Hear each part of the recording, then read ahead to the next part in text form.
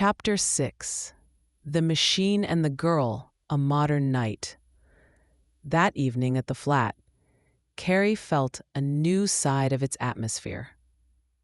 The place was the same, but her feelings had changed, and this helped her understand it better. After seeing Carrie's good mood at first, Minnie expected a pretty positive report. Hanson supposed Carrie would be satisfied.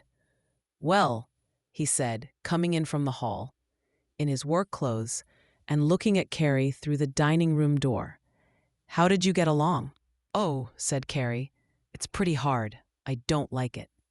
There was something in her voice and face which showed more clearly than her words that she was tired and disappointed. "What kind of work is it?" he asked, stopping a moment as he turned to go into the bathroom. "Working a machine," answered Carrie. It was very clear that this did not matter much to him, except for how it affected the success of the flat. He was a little annoyed because luck had not made Carrie pleased with her work. Minnie worked now with less happiness than she had before Carrie came. The sound of the meat frying in the pan did not seem so pleasant after Carrie's unhappy report. For Carrie, the only comfort after such a long, hard day would have been a cheerful home, a warm welcome, a bright table, and someone saying, "Oh, just bear it for a while. You'll find something better." But now this hope turned to nothing. She began to see that they thought her complaint was not justified, and that she was supposed to keep working and say nothing. She knew she had to pay $4 a week for her room and board, and now she felt it would be a very sad and boring life living here with these people. Minnie was no real companion for her sister. She was too old in mind. Her thoughts were serious and calm, and she had accepted her situation. If Hanson had any happy or pleasant thoughts, he did not show them. He seemed to think and feel everything inside himself without expression. He was as quiet as an empty room. Carrie, on the other hand, was young and still had imagination. Her time for love and romance had not yet come. She could still dream about things she wanted to do, clothes she wanted to wear, and places she wanted to visit. These were the things she thought about, and it felt like she met resistance at every turn when there was no one in this flat who could bring out or answer these feelings. She had forgotten, while talking about her long day, that Dreiser might come. Now, when she saw how cold and uninterested these two people were, she hoped he would not come. She did not know what she would do or how she would explain things to him if he appeared. After supper, she changed her clothes. When she was nicely dressed, she was a sweet little person with big eyes and a sad mouth. Her face showed her mixed feelings: hope, dissatisfaction, and sadness. She walked around a little after the dishes were done, talked briefly with Minnie, and then decided to go downstairs and stand in the doorway at the bottom of the stairs. If Dreiser came, she could meet him there. As she put on her hat to go down, her face tried to look happy. "Carrie doesn't seem to like her job very much," said Minnie to her husband when he came out with his newspaper to sit a few minutes in the dining room. "She ought to keep it for a while anyway," said Hanson. "Has she gone downstairs?" "Yes," said Minnie. "If I were you, I'd tell her to keep it," he added. "She might be here for weeks without finding another job." Minnie said she would tell her, and Hanson read his paper. "If I were you," he said a little later, "I wouldn't let her stand in the doorway down there. It doesn't look good." "I'll tell her," said Minnie. For a long time, the life of the street continued to interest Carrie. She never got tired of wondering where the people in the streetcars were going or what they were going to enjoy. Her imagination walked in a very small circle, always returning to thoughts about money, looks, clothes, or fun. Sometimes she thought briefly of Columbia City, or she suddenly felt angry and upset about what had happened that day. But most of the time, the little city world around her took all her attention. The first floor of the building, where Hanson's flat was on the third floor, was a bakery. While Carrie was standing at the front door, Hanson came down to buy a loaf of bread. She did not notice him until he was very close. "I'm just getting some bread," he said as he passed her. This was an example of how thoughts spread from one person to another.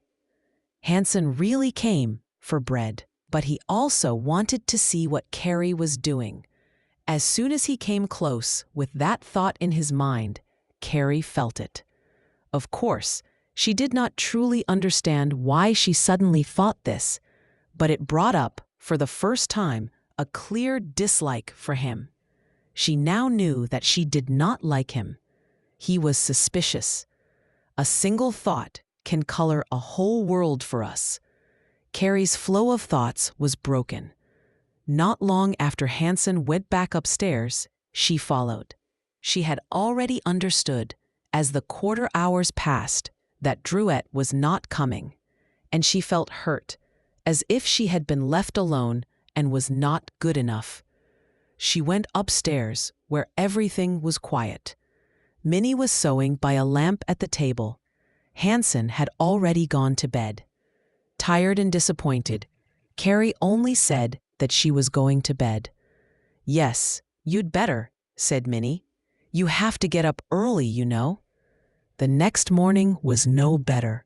Hanson was already going out the door as Carrie came from her room. Minnie tried to talk during breakfast, but there was not much they both found interesting.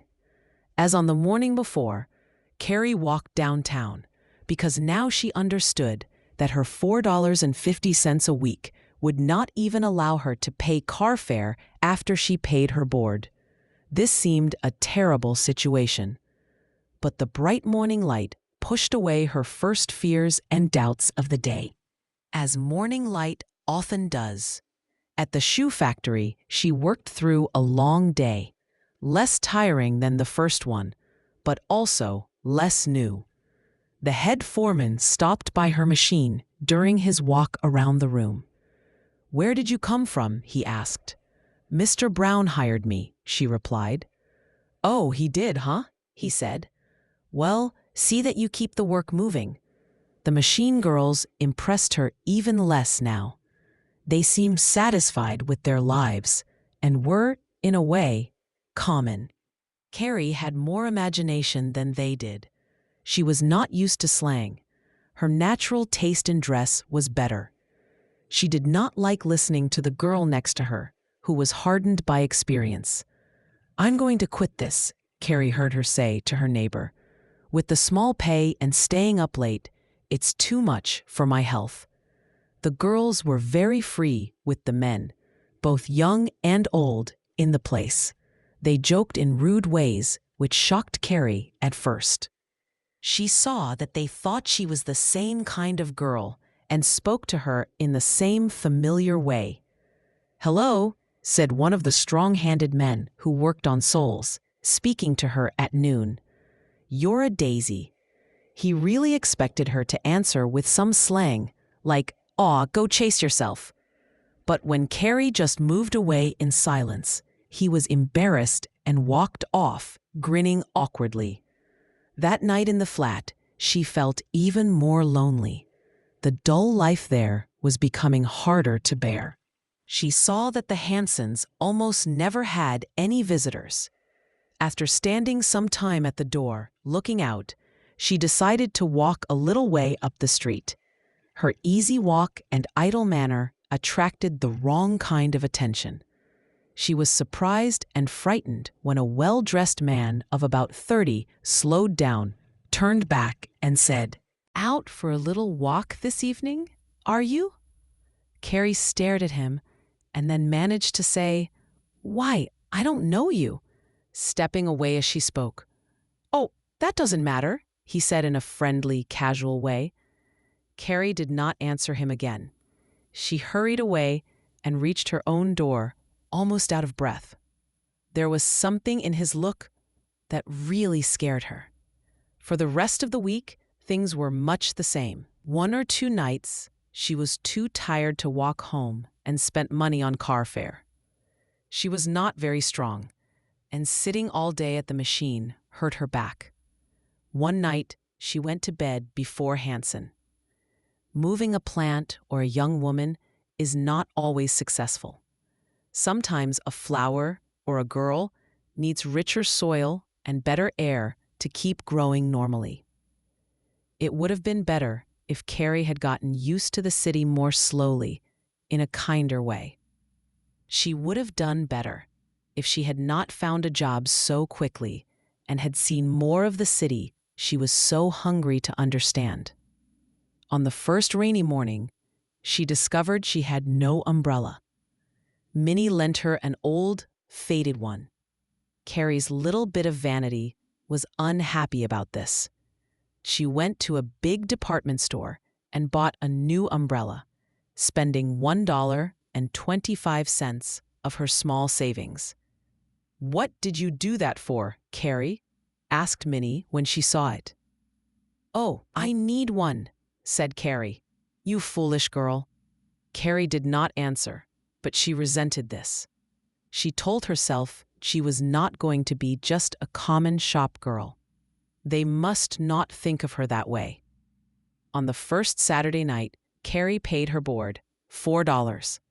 Minnie felt a little guilty as she took the money, but she did not know how to explain to Hansen if she took any less. Hansen happily put $4 less into the household costs and thought about raising his payments to the building and loan. As for Carrie, she began to do the math of living on 50 cents a week for clothes and fun. She thought about this until she was in a mood of quiet rebellion. "I'm going up the street for a walk," she said after supper. "Not alone, are you?" asked Hansen. "Yes," said Carrie. "I wouldn't," said Minnie. "I want to see something," replied Carrie, putting a special tone into the last word. For the first time, they felt clearly that she was not happy with them. "What's wrong with her?" asked Hansen when she went into the front room to get her hat.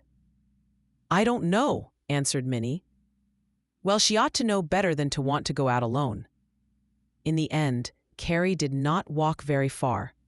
She came back and stood in the doorway again. The next day, they all went out to Garfield Park, but it did not please her. She did not think she looked good enough in her old clothes. At the shop the next day, she listened to the bright, exaggerated stories the other girls told about their little amusements. They had been happy.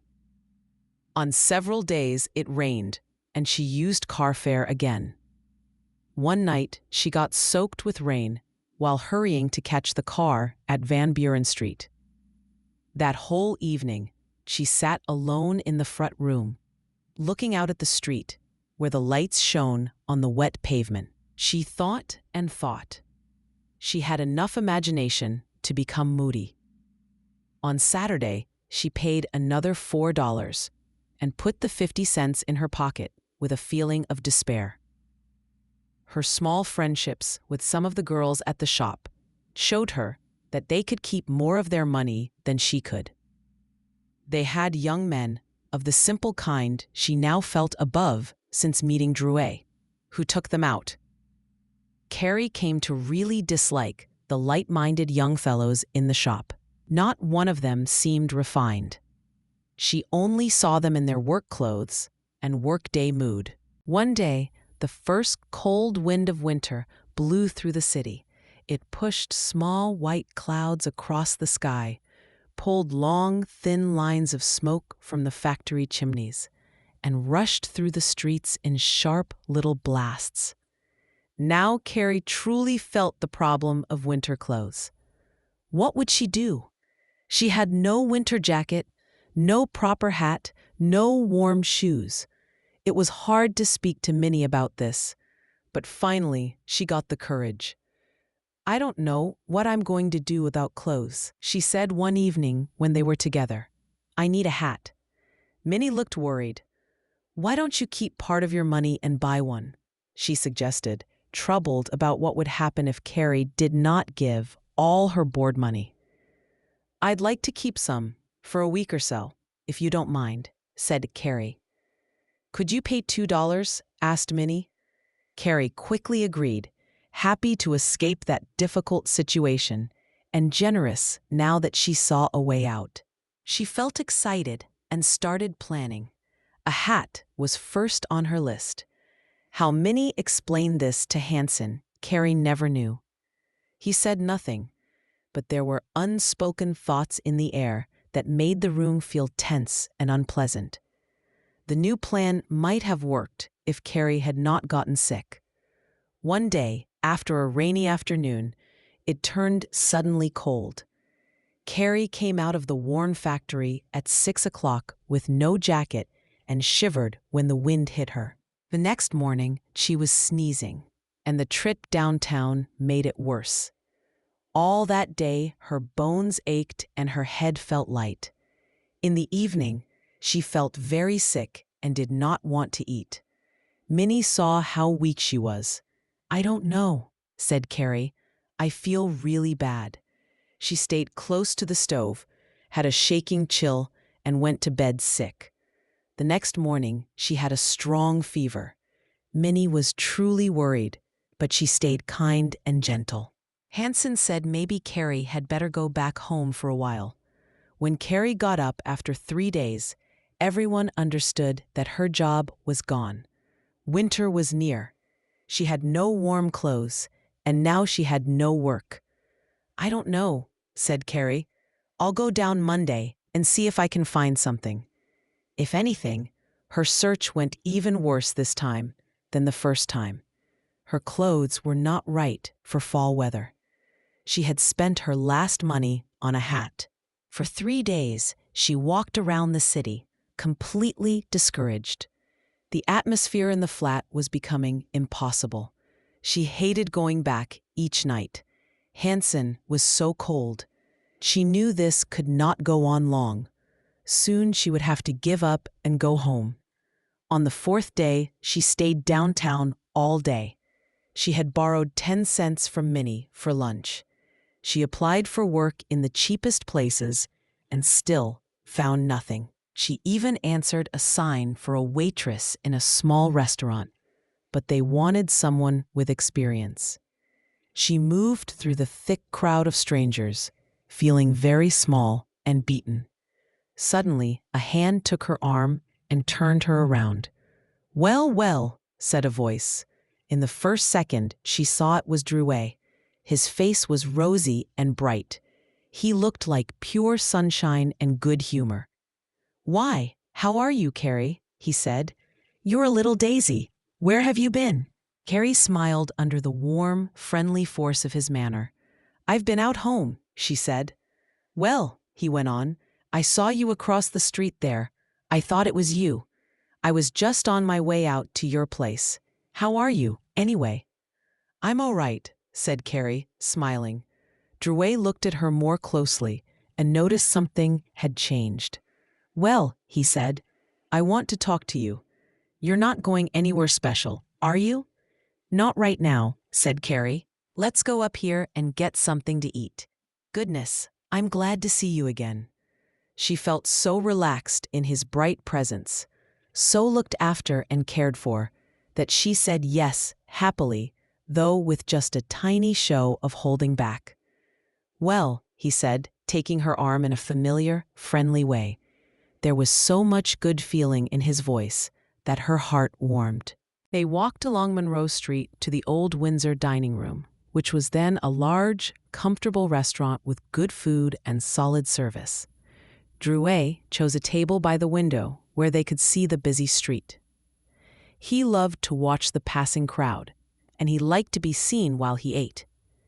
"Now," he said, when they were seated comfortably, "what will you have?" Carrie looked at the large menu the waiter gave her without really choosing. She was very hungry, and the descriptions of the food made her want everything. But the high prices caught her eye. Half-broiled spring chicken, 75 cents. Sirloin steak with mushrooms, 125. She'd heard of such dishes, but it felt strange to be asked to order from a list like this. "I'll take care of it," said Drouet. "Sss, waiter." The waiter, a full-chested, round-faced black man, came and leaned toward them. "Sirloin with mushrooms," said Drouet. "Stuffed tomatoes." "Yes, sir," said the waiter, nodding. "Hash brown potatoes." "Yes, sir." "Asparagus." "Yes, sir." And a pot of coffee. Drouet turned to Carrie. "I haven't had a thing since breakfast. I just got in from Rock Island. I was going to eat when I saw you." Carrie kept smiling. "What have you been doing?" he asked. "Tell me everything. How's your sister?" "She's fine," said Carrie, answering that part first. He looked at her closely. "Say," he said, "you haven't been sick, have you?" Carrie nodded. "Well now, that's too bad, isn't it? You don't look very well. I thought you looked a little pale. What have you been doing?" "Working," said Carrie. "You don't say! At what?" She told him.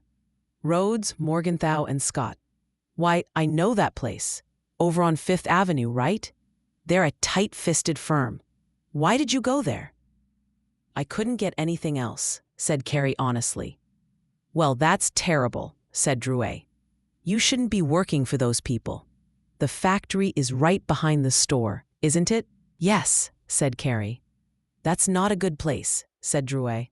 "You shouldn't be doing that kind of thing at all."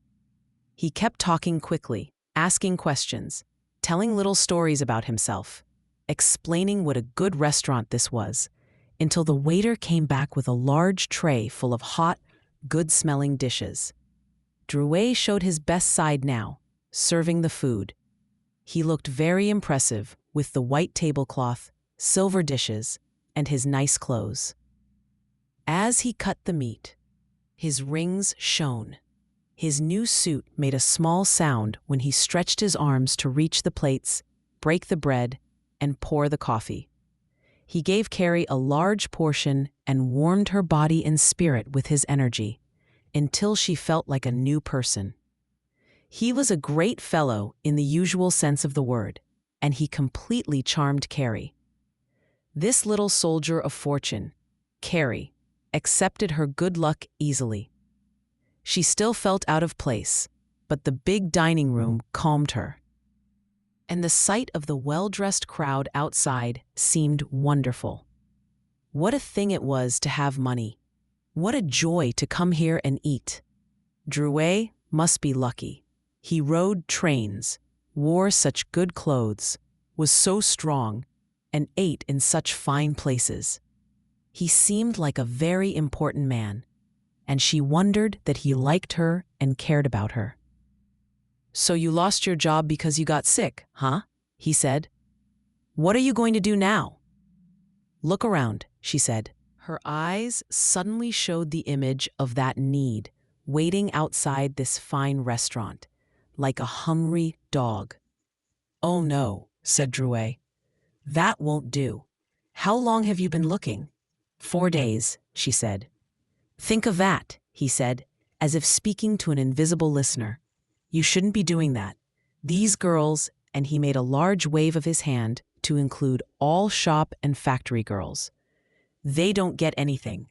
Why, you can't live on that, can you?" His tone was like that of an older brother. When he finished criticizing that kind of work, he took a new direction. Carrie was really very pretty. Even in her simple, worn clothes, her figure was not bad, and her eyes were large and soft. Drouet looked at her, and his thoughts began to change. She felt his admiration. It came together with his generosity and cheerful spirit. She felt she liked him, and could keep liking him for a long time. There was even something deeper under the surface, a hidden feeling that touched her heart. Every now and then, her eyes met his, and at those moments, they understood each other better without words. "Why don't you stay downtown and go to the theater with me?" he said, moving his chair closer. The table was not very wide. "Oh, I can't," she said. "What are you going to do tonight?" "Nothing," she answered, a little sadly. "You don't like it out there where you live, do you?" he said. "Oh, I don't know. What are you going to do if you don't find work?" "Go back home, I guess." There was a small shake in her voice when she said this. Somehow, the influence he had over her was strong. They came to understand each other's situation without saying it directly. He understood how bad things were for her. She felt that he knew. "No," he said, "you can't manage it alone." Real sympathy filled his mind for a moment. "Let me help you. Take some of my money." "Oh, no," she said, leaning back. "What are you going to do then?" he asked. She sat silently, thinking, and only shook her head. He looked at her very kindly, for a man like him. In his vest pocket, he had some soft, quiet green bills. He folded them in his hand. "Come on," he said. "I'll help you. Get yourself some clothes." This was the first time he mentioned clothes, and suddenly she felt how bad her situation really was.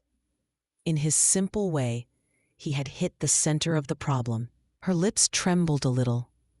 Her hand was resting on the table. They were quite alone in their corner. He put his larger, warmer hand over hers. "Ah, come, Carrie," he said softly. "What can you do alone? Let me help you." He pressed her hand gently.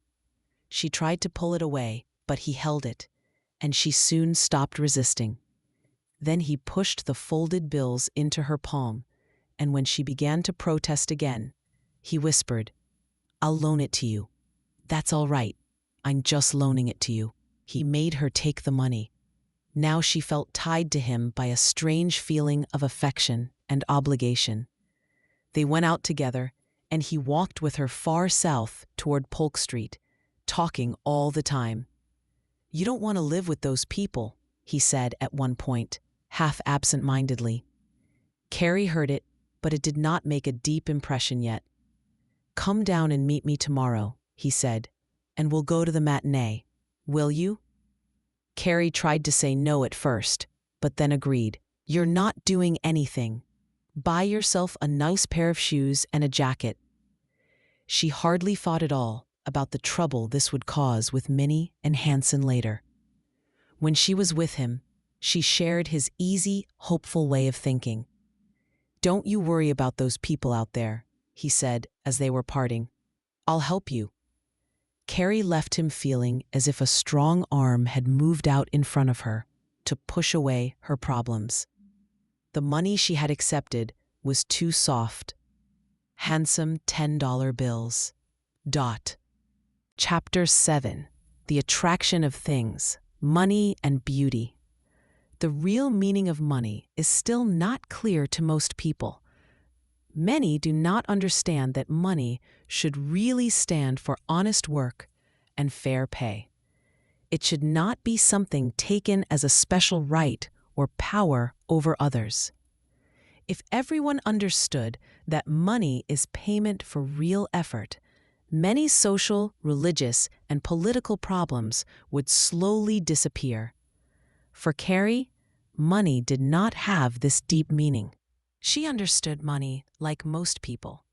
Money is something everyone else has, and I must get. This was the only way she thought about it.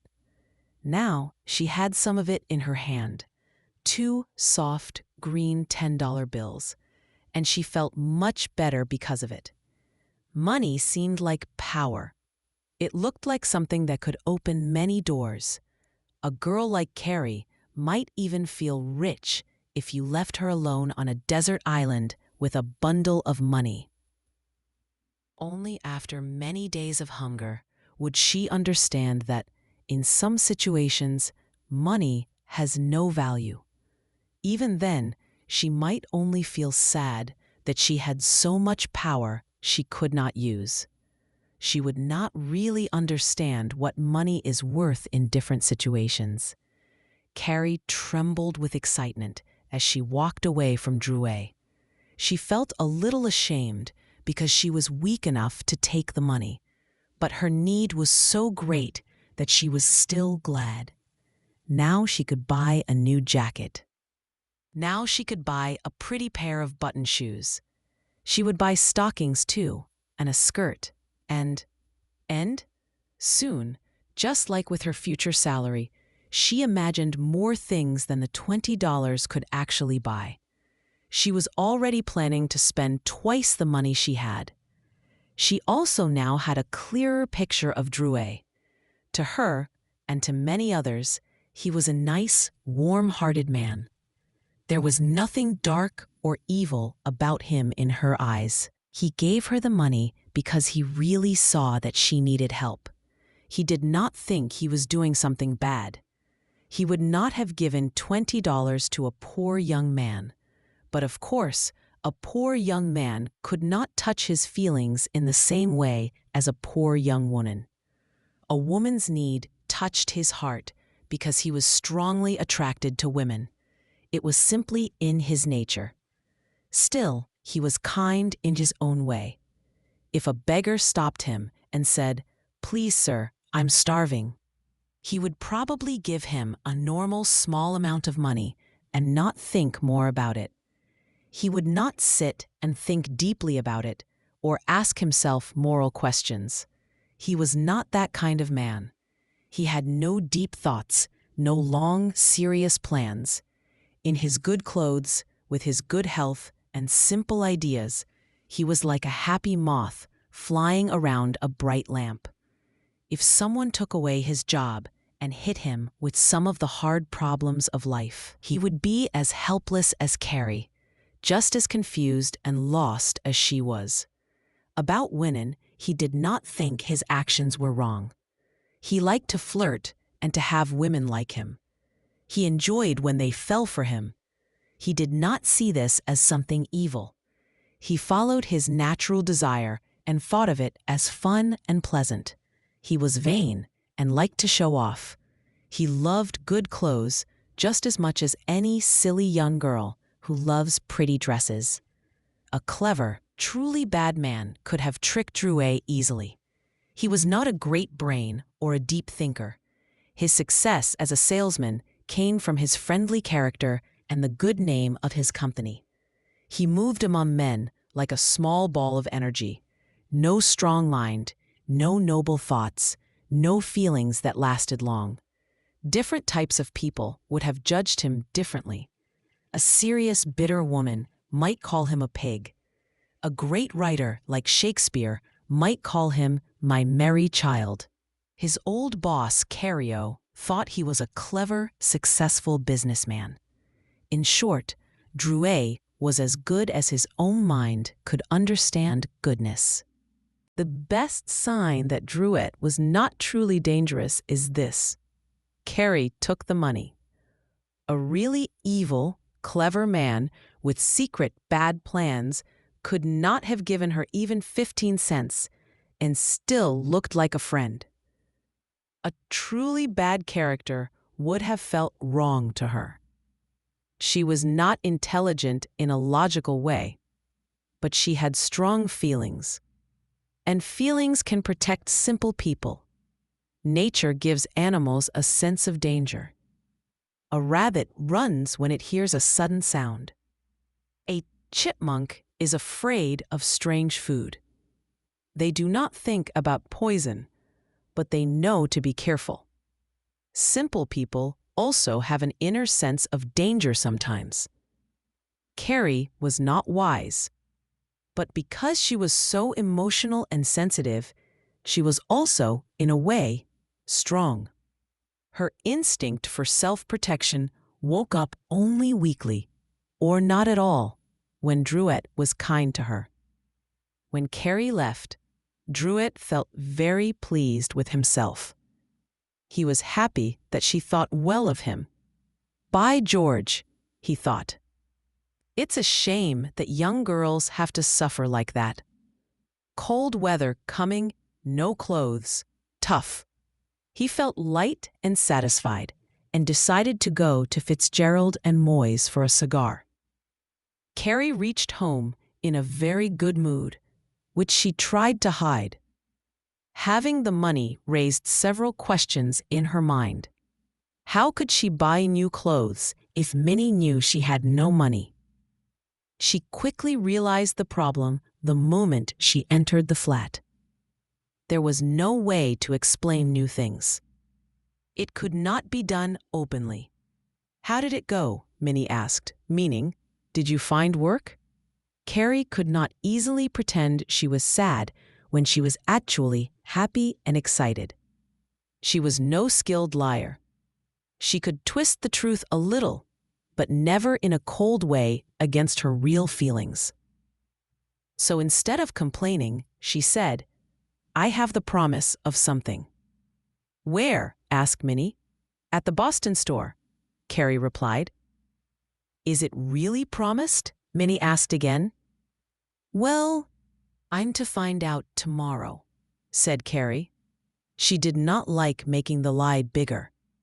Minnie felt Carrie's lighter mood and chose this moment to speak about Hanson's thoughts.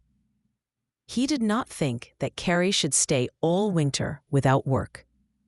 "If you shouldn't get it," she started, having trouble finding the words. "If I don't get something pretty soon," said Carrie, "I think I'll go home." Minnie saw her opening. "Sven thinks that might be best for the winter, anyway," she said. The situation became clear to Carrie at once. They did not want her to stay if she had no work. She did not feel much anger toward Minnie or even Hanson. She understood. But now she was very glad that she had Druitt's money in her pocket. "Yes," she said after a moment. "I thought of doing that." She did not say that the idea of going home made her whole nature push back in protest. Columbia City? She knew exactly what life there would be like. Small, quiet, always the same. Chicago, on the other hand, was still a mysterious magnet. She had seen only a little of it, and even that small part suggested many more possibilities. To leave it now and go back to the old life, she almost wanted to cry out no. She went into the front room to think. She had arrived home earlier than usual and had time to sit alone. What could she do? She could not buy new shoes and wear them in front of Minnie. She would have to save part of the $20 to pay her train ticket home. She did not want to ask Minnie for that money. But how could she explain even having $20? If only she could earn a little more first, then leaving would be easier. She went over the problem again and again. In the morning, Druitt would expect to see her in a new jacket and shoes. But she could not wear them at the flat. The Hansons expected her to go home, but she did not want to. In their eyes, getting money without work would look very bad. Now the money in her pocket began to seem almost terrible. She felt ashamed. What would they think if they knew? Everything that had been so simple in Druitt's bright presence now felt confused and hopeless. Her situation was worse than before, because she now had help that she could not really use. Her spirits fell so low that Minnie thought she had had another hard day looking for work. Carrie finally decided that she would return the money. It was wrong to take it, she thought. She would go down in the morning and look for work again. At noon, she would meet Druitt, as they had planned, and give him the money back. When she reached this decision, her heart sank and she felt like the old, sad Carrie again. But something curious happened. When she actually held the money in her hand, she felt a little better. Even after deciding to give it back, she could stop thinking for a moment, and then the two $10 bills seemed wonderful again. They looked soft and beautiful and full of promise. Ah, money, money, money. What a powerful thing it was. How easily, plenty of it, could wipe away all these troubles. Next morning she got up and went out a little earlier. Her choice to look for work again was not strong, but the money in her pocket made things feel slightly less frightening. She walked into the wholesale business district. Each time she passed a big building, she thought of going in to ask for a job, but her courage dropped. "What a coward I am," she told herself. And still, she had already tried so many places. The result would probably be the same as before. She walked and finally forced herself to go into one place. The answer was again no. She came out feeling that luck was against her. It was no use. Without really planning it, she came to Dearborn Street, where the Fair, a big department store, stood. There were many delivery wagons in front, big windows full of things, and crowds of shoppers. It pulled her thoughts away from her worries. This was the place where she had wanted to come to buy her jacket. Now, tired and sad, she thought she would just go in and look at the jackets. That would at least bring her some pleasure. There is a special, sweet feeling when we have money, desire, and doubt all at the same time. We want to buy something. We can buy it, but we are not sure if we should. Carrie was in this exact mood as she walked slowly through the fair. Her first visit here had already made her love the store. Now she stopped at almost every pretty thing. Before, she had walked quickly past them. Now her heart warmed as she imagined herself wearing each jacket or dress she saw. She came to the corset counter and stood there, looking at the soft, bright things made of lace and silk. If she only decided she could buy one now. She went to the jewelry department and saw earrings, bracelets, pins, and chains. How happy she would be to own them all. She imagined how fine and beautiful she would look with these things. But the jackets were what she wanted most. When she walked in, she already had her heart set on a special tan jacket with big mother-of-pearl buttons. It was very popular that fall. She checked all the other jackets again, just to make sure there wasn't a better one. But in the end, she still loved that first one most. All the time, she was arguing with herself. "You can buy it," she thought. Then, "No, you cannot. Remember your situation." Time passed quickly. Soon it was almost noon. She had done nothing. She must go now to meet Druitt and give the money back. Druitt was standing on the corner when she arrived. "Hello," he said. "Where is the jacket?" And he looked down. "The shoes?" Carrie had planned to explain everything slowly, step by step, but his first words broke her plan completely. "I came to tell you that I can't take the money," she said. "Oh, that's it, is it?" he laughed. "Well, come on with me. Let's go over here to Partridge's." Carrie walked with him. All her careful reasons and fears slipped from her mind. They would know I didn't get them from my own money. "What do you want to do then?" he smiled. "Go without them?" "I think I'll go home," she said weakly. "Oh, come now," he said. "You've been worrying about this too long." Then he added, "I'll tell you what. You say you can't wear them out there. Why don't you rent a furnished room and keep your things there for a week?" Carrie shook her head. Like many women, she wanted to refuse at first, but also secretly hoped to be convinced. It was his job to clear away her doubts, if he could. "Why are you going home?" he asked. "Oh, I can't get anything here," she said. They won't keep you at the flat, will they? He asked, already guessing the truth. They can't, answered Carrie. I'll tell you what you do, he said. You come with me. I'll take care of you. Carrie listened quietly. Her strange situation made his offer feel like the fresh air of an open door. Druitt seemed to be on her side. He was clean, handsome, well-dressed, and kind. His voice sounded like the voice of a real friend. What can you do back in Columbia City? He continued. In her mind, she saw the dull little town again. There's nothing there. Chicago is the place. You can get a nice room, buy some clothes, and then look for a better job.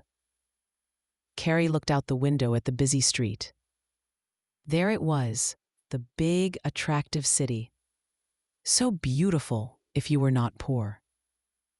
A fine carriage went past, with 2 sleek horses and a young lady sitting inside on soft cushions. What will you have if you go back? Druitt asked. He was not trying to trick her with clever words. He simply believed that she would have nothing that he found valuable. Carrie sat still, thinking. They would expect her at home that very week. She would have to explain everything to her parents. She did not really want to face that. Druitt changed the subject to the clothes she needed. Why not get yourself a nice jacket, he said. You need it. I'll loan you the money. Don't worry about taking it. You can get a nice room alone. I won't hurt you. Carrie understood what this meant, but she couldn't express all her thoughts. She felt her own weakness and lack of power more than ever. If I could only get something to do, she said sadly. Maybe you can, said Druitt, if you stay here, but you can't if you go away. They won't let you stay out there without work. Why not let me help you get a nice room? I won't bother you. You don't need to be afraid. When you are settled, you can look for work. He looked at her pretty face, and that woke up his desire to help and to please her. She was very sweet to him, clearly different from the usual store girls. She was not foolish or loud. In truth, Carrie had more imagination than he did. That is why she could feel such deep loneliness and sadness. Her clothes were cheap but clean, and she held herself in a natural, delicate way. Do you really think I could find something? She asked. Sure, he said as he reached over and filled her cup with tea. I'll help you. She looked at him and he laughed in an easy, friendly way. Now here's what we'll do, he said. We'll go over to Partridge's and you pick out what you want. Then we'll look for a room. You can leave your things there. Then we'll go to the show tonight. Carrie shook her head. Well, you can still go out to the flat if you want, he added. You don't have to stay in the room. Just take it and leave your things there. She stayed uncertain through the rest of the meal. Afterward, Druitt said, Let's go and look at the jackets. They went together. In the store, the bright light, soft fabric, and new clothes quickly pulled at Carrie's heart. After a good meal, and with Druitt's warm, cheerful manner, the plan began to feel possible. She chose a jacket like the one she had admired at the fair. It looked even nicer here. The saleswoman helped her put it on, and it fit perfectly. Druitt's face lit up as he saw how much better she looked. She seemed almost stylish now. That's the one, he said. Carrie turned in front of the mirror. She couldn't help feeling pleased. A warm color came into her cheeks. That's it, Druitt repeated. Now pay for it. It's $9, said Carrie. That's all right. Take it, said Druitt. Carrie took one $10 bill from her purse. The saleswoman asked if she would wear the coat and walked away with it. A few minutes later, she came back, and the sale was done. From partridges, they went to a shoe store. Carrie tried on several pairs until one looked very nice.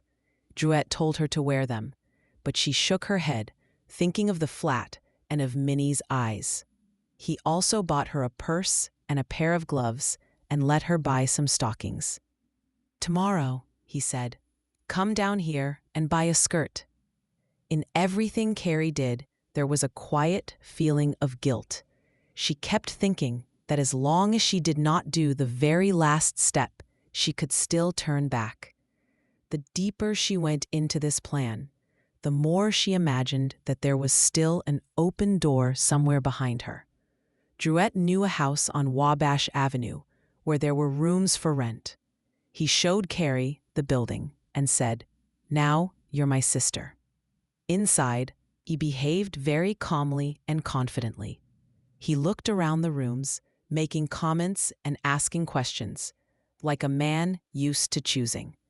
"Her trunk will be here in a day or so," he told the landlady, who was pleased to rent the room. When they were alone again, Drouet did not change his manner. He talked the same way as he had in the restaurant and in the street. Carrie left her new things in the room. "Now," said Drouet, "why don't you move in tonight?" "Oh, I can't," said Carrie. "Why not?" "I don't want to leave them like that," she said, meaning Minnie and Hansen. He continued talking as they walked along the avenue. It was a warm afternoon now. The sun was shining, and the wind had stopped.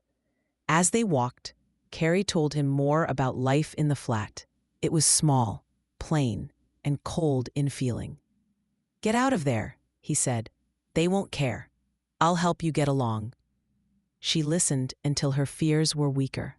He would show her the city a little, and then help her find something. He really believed this himself. He thought he would soon be back on the road, and she would then be working. "Now, here's what you do," he said. "Go out there, get whatever you want, and then come away." She thought about this a long time and finally agreed. He would go as far as Peoria Street and wait for her. They would meet at 8:30. At 5:30, she reached the flat. And by 6, her plan was firm in her mind. "So you didn't get it," said Minnie, speaking of the Boston store job. Carrie looked at her sideways. "No," she said. "I don't think you'd better try any more this fall," said Minnie. Carrie said nothing. When Hansen came home, his face had its usual closed, quiet look. He washed and went to read his paper. At dinner, Carrie was nervous. Her secret decision made her tense, and she also felt strongly that she was not really wanted there. "Didn't find anything, eh?" asked Hansen. "No," she replied. He went back to his eating, thinking how hard it was to have her staying there without paying more. She would have to go home. Once she was gone, she would probably not come back in the spring. Carrie was afraid of what she was about to do, but she was also relieved that this particular life was ending. They would not care. Hansen especially would be happy to see her leave. He didn't care what happened to her afterward. After dinner, she went into the bathroom and locked the door. There, she wrote a little note. "Goodbye, Minnie. I'm not going home. I'm going to stay in Chicago a little while and look for work. Don't worry, I'll be all right." In the front room, Hansen sat with his paper as usual. Carrie helped Minnie wash the dishes and put the room in order. Then she said, "I guess I'll stand down at the door a little while." Her voice almost shook. Minnie remembered that Hansen did not like this. "Sven doesn't think it looks good to stand down there," she said. "Doesn't he?" answered Carrie. "I won't do it any more after this." She put on her hat and stood a moment by the small bedroom table, wondering where to hide the note. Finally, she put it under Minnie's hairbrush. When she closed the hall door, she stopped and thought what they would say when they found the note. The strange feeling of what she was doing came over her. She walked slowly down the stairs. At the bottom, she looked back at the light on the upper floor. then turned toward the street and began to walk more quickly. By the time she reached the corner, she was almost hurrying. Upstairs, Hanson came out. "Is Carrie down at the door again?" he asked. "Yes," said Minnie. "She said she wouldn't do it anymore." Hanson went to the baby and began to play with it. On the corner, Drouet was waiting, cheerful and happy. "Hello, Carrie," he said as she came up. A light, lively figure on the sidewalk. "You got here safe, did you? Well, we'll take a car."